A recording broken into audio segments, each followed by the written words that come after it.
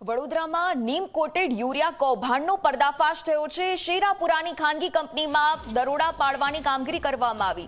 સબસિડીવાળા યુરિયાનો ઔદ્યોગિક ઉપયોગ થતો હોવાનો આરોપ લગાવવામાં આવ્યો।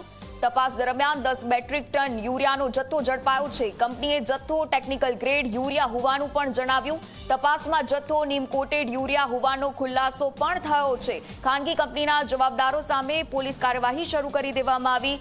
દિલ્હીની મનીષા ટ્રેડિંગ કંપનીના પ્રોપ્રાઇટર સામે ગુનો પણ દાખલ કરવામાં આવ્યો।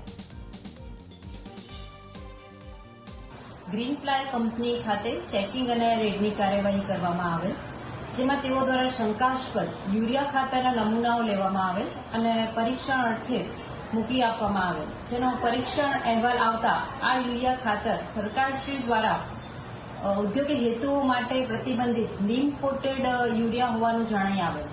ફરિયાદ આપતા green fly speciality private limited કંપનીના જવાબદાર વ્યક્તિઓ તેમજ આ માલ સપ્લાય કરનાર મનીષા ટ્રેડિંગ કંપની દિલ્હીનાઓ વિરુદ્ધ આવશ્યક ચીજવસ્તુઓ ધારા 1955ની કલમ 3, 7, 1, 1, 2 ની કલમ હેઠળ સાવલી પોસ્ટે ખાતે ગુનો રજીસ્ટર કરવામાં આવે અને હાલમાં આ ગુનાની તપાસ ચાલુ છે।